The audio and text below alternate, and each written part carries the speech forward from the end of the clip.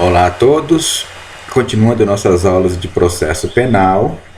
Hoje nós vamos falar sobre defesa preliminar, sobre produção de provas e princípios, tá? Começando lá por defesa preliminar. O que é defesa preliminar? Defesa preliminar é a resposta do acusado aos termos da acusação, podendo arguir questões preliminares e alegar tudo o que for de interesse da defesa, tá? Em outras palavras, o que é a defesa preliminar? Defesa preliminar é uma peça processual que é elaborada pelo acusado nos processos penais,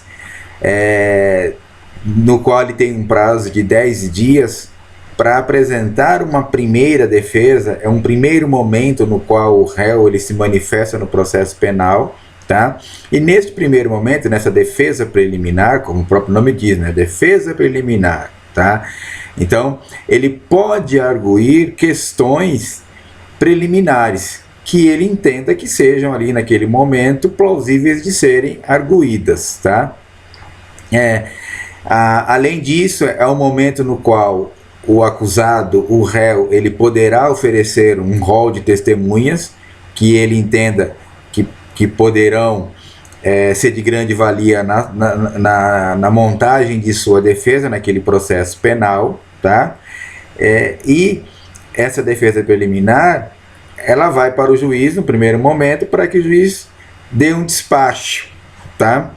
Se nessa defesa preliminar houverem questões preliminares que sejam arguídas, tá?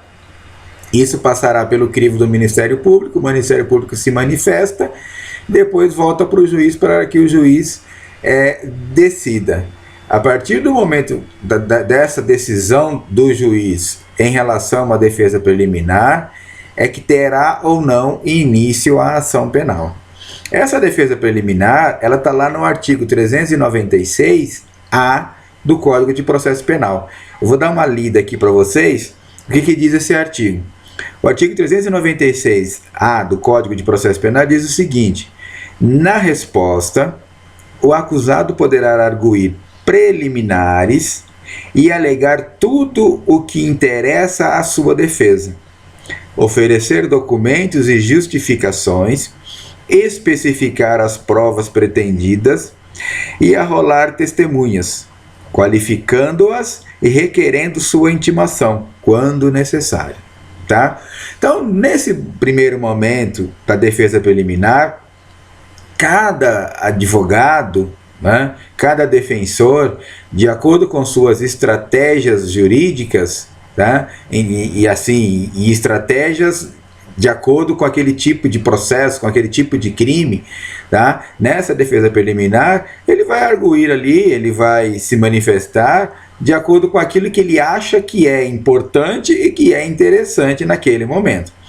Lembrando que neste momento de defesa preliminar, neste espaço de tempo de 10 dias, que é o prazo para a defesa preliminar, o defensor, o advogado do réu, ele tem que apresentar também um rol de testemunha, tá? Ele tem que apresentar também os nomes das pessoas que ele pretende levar a juízo para que sejam ouvidas e que possam trazer informações que ajudem na defesa daquele acusado, daquele réu, tá? Passamos agora para a produção de provas. Primeiro vamos para um conceito de prova. O que é prova, tá?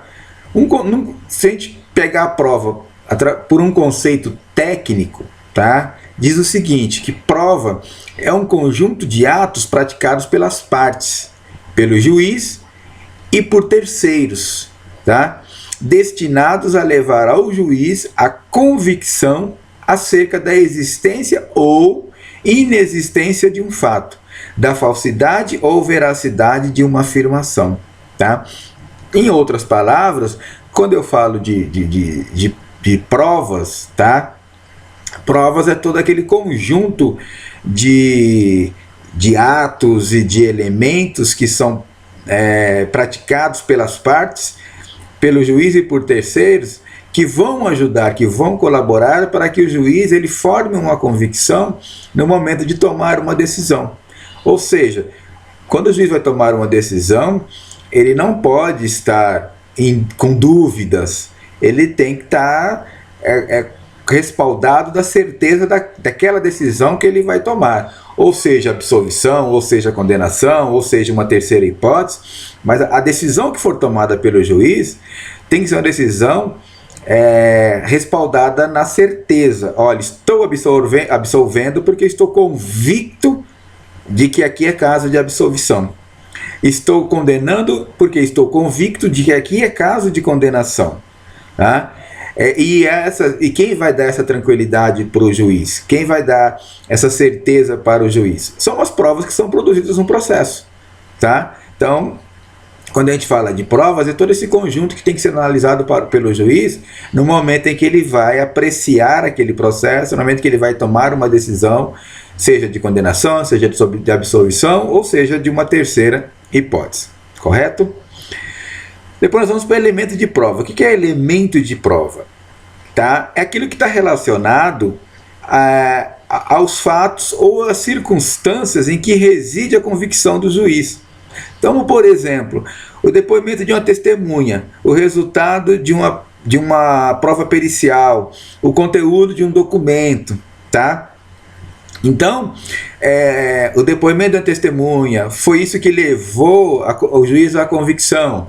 A análise de uma prova pericial foi isso que levou o juiz a ter a certeza de sua decisão, ou um conteúdo de um documento, tá? Aquele conteúdo daquele documento deu ao juiz a certeza da decisão na qual ele tomou. Então, quando eu falo de elemento de prova, estou me referindo àquilo que leva o juiz à sua convicção. E como exemplo, nós demos a prova, o depoimento de uma testemunha, a existência de uma prova pericial ou um conteúdo de um documento. Tá?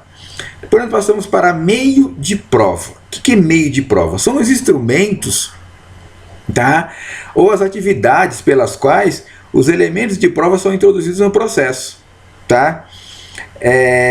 Então, em qual elemento de prova, qual foi o meio de prova, tá, que o juiz se convenceu? Foi aquele meio de prova chamado elemento testemunha. Foi aquele meio de prova chamado elemento perícia. Foi aquele meio de prova chamado elemento documento. Tá? Então, quando eu falo de meio de prova, são aqueles instrumentos que foram utilizados. Tá? Esses instrumentos, eles vêm da onde? Vêm lá dos elementos que nós acabamos de falar. As testemunhas, os documentos e as perícias. Tá? Fonte de prova. Tá? Que é a fonte de prova? São as pessoas ou coisas das quais possa se conseguir a prova. Tá? Então, quando eu falo de fonte de prova, é de onde eu vou extrair esta prova. Tá bom? Então, por exemplo, quando o promotor ele faz a denúncia, lá na denúncia, ele já informa para o juiz de onde ele pretende extrair a prova de que aquela pessoa deve ser condenada por aquele determinado tipo de crime. Tá? Então, fonte de prova é de onde eu vou extrair o elemento necessário para aquilo que eu busco em juízo. Tá bom?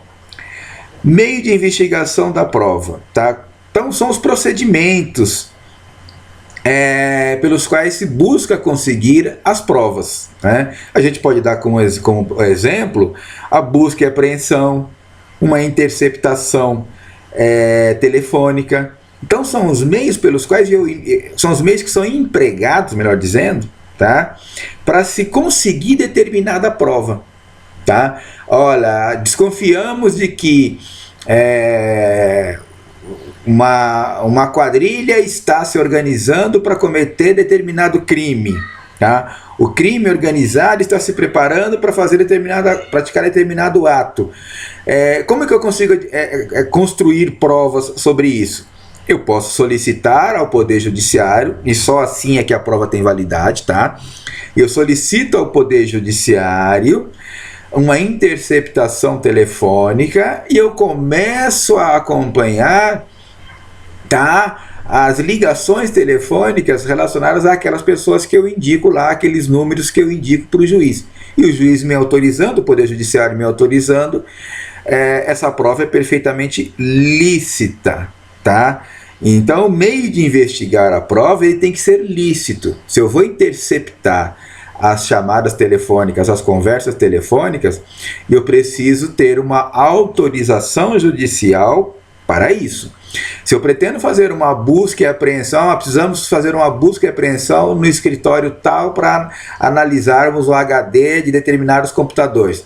Eu não posso simplesmente invadir o escritório, a empresa, o local e me apropriar daqueles equipamentos eletrônicos. Eu preciso de uma autorização judicial e essa autorização judicial ela vai descrever minuciosamente o que é que eu vou apreender, quais serão os atos que serão praticados por mim, polícia judiciária, tá? Então, para que estes atos, tá? Para que a busca por essas provas sejam legais, sejam lícitas, é preciso que haja uma autorização do Poder Judiciário, tá? Depois eu tenho lá o objeto da prova. O que é o objeto da prova? São os principais ou secundários, né, que reclamem uma apreciação judicial, tá? Então, o objeto da prova são aqueles fatos, sejam eles principais, sejam eles secundários, mas que serão apreciados pelo Poder Judiciário. E exige, é lógico, obviamente, uma comprovação. Então, tudo aquilo que eu falo, né, todos aqueles fatos que são narrados, que são descritos, sejam eles fatos principais, sejam eles fatos secundários, eles precisam e eles exigem uma determinada comprovação, tá bom? Senão, se tornam fatos inócuos, tá? Depois nós vamos falar dos princípios, tá? E aqui princípios inerentes à produção de provas, tá bom? Primeiro, nós temos o princípio do contraditório, temos o princípio da imediatidade do juiz, temos o princípio da concentração e o princípio da comunhão das provas, tá? Primeiro, princípio do contraditório. O que diz esse princípio? Que prova tecnicamente é aquela colhida sob o crivo do contraditório, com a atuação das partes, tá? Então, quando eu falo de uma prova técnica, é aquela prova que foi colhida ou sobre o crivo do contraditório. Ou seja, uma parte apresentou determinada prova no processo, a outra parte tem o direito de se manifestar sobre aquela prova que foi apresentada, tá? Digamos, no processo penal, o Ministério Público ele apresenta um documento no processo, junta um documento no processo e quer utilizar esse documento como uma prova, tá? Após a juntada desse documento no processo, o juiz ele tem que intimar a outra parte, intimar o réu através de seu advogado, para que o réu e o seu advogado tenham acesso àquele documento juntado pelo Ministério Público, para que o réu e seu advogado possam se manifestar sobre o documento, tá? Isso é o contraditório, tá? É o exercício do princípio do contraditório. Foi apresentado um documento por uma das partes processuais, a outra parte processual tem o direito de ter acesso a esse documento e de se manifestar sobre este documento, tá? Imediatidade do juiz. O que é essa imediatidade do juiz, tá? Diz o seguinte, que a prova deve ser colhida perante o juiz e, como regra, esse juiz irá julgar, tá? Então, entende-se que essa imediatidade está relacionada ao juiz que recebeu aquela prova, ao juiz ao qual foi apresentada a prova, seja o mesmo juiz que julgue o processo, tá? Na prática, né, a gente sabe que às vezes isso acaba não acontecendo, porque de repente um juiz ele colhe uma prova, passado um tempo esse juiz não está mais naquela vara criminal e um outro juiz acaba julgando aquele processo com uma prova que foi colhida por um outro juiz. Então o juiz A ouve as testemunhas, ouve o réu, colhe a prova pericial, Mas no momento de julgamento daquele processo, no momento de sentenciar aquele processo, suponhamos, aquele juiz não está mais naquela vara. Ele foi para uma outra vara criminal, ou se aposentou, por exemplo. O processo fica sem julgar? Não. Um juiz que não tenha participado daquela audiência de oitiva de testemunhas, um juiz que não tenha participado daquela colheita de prova testemunhal, ele pode perfeitamente julgar aquele processo. Por quê? Porque o processo penal, ele não pertence ao juiz. O processo penal, ele pertence ao juízo. Então nós dizemos, o processo do fulano A está no juízo. Ele não está com o juiz.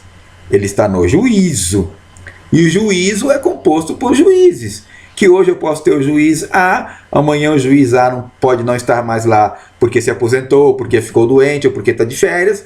E vem o juiz B, vem o juiz C, vem o juiz D, e esses podem julgar aquele processo. Né? Então esse princípio da imediatidade do juiz, né, nas palavras do conceito, nem sempre se aplica na prática.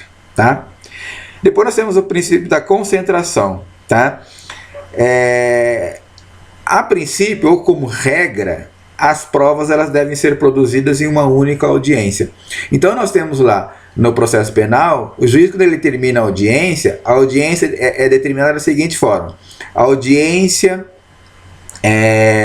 de oitiva da vítima, de oitiva das testemunhas, ou seja, testemunhas indicadas, arroladas pela acusação, das testemunhas indicadas, arroladas pela defesa, depois interrogatório do réu, depois é dada a palavra ao Ministério Público para que possa se manifestar, apresentar suas alegações oralmente, tá? Depois é dada a palavra para a defesa para que possa apresentar suas alegações oralmente e depois o juiz julga, tá? Via de regra, isso tem que ser feito numa única audiência, mas é lógico que tudo vai depender das especificidades de cada processo. Às vezes o processo é um processo muito complexo, você não consegue praticar todos esses atos numa única audiência. Por isso que a regra diz que num único ato faz essa produção toda de provas. Isso é a regra. Mas existem casos em que há exceção e eu não consigo, num ato só, praticar todos produzir todas essas provas. Tá bom? E por último, nós temos lá a comunhão das provas. O que quer dizer isso? Tá? Que uma vez produzida a prova no processo, ela pertence a todos. Então não é porque o promotor ele apresentou um documento no processo como prova, aquele documento só pode ser utilizado como prova pelo Ministério Público. Não é porque o advogado, o defensor, apresentou um documento no processo, aquele documento só pode ser utilizado como prova pelo advogado. Tá? A partir do momento que aquele documento ele foi anexado, ele foi juntado no processo, ele é comungado com todos que fazem parte daquela relação, tá? Processual. Então o promotor vai poder usar aquele documento mesmo que ele tenha sido juntado pelo advogado, o advogado vai poder usar aquele documento mesmo que ele tenha sido juntado pelo promotor. E o juiz no final, quando for sentenciar, ele vai analisar tanto os documentos juntados pela defesa como os documentos juntados pela acusação. Tanto as provas juntadas pela defesa quanto as provas juntadas pela acusação.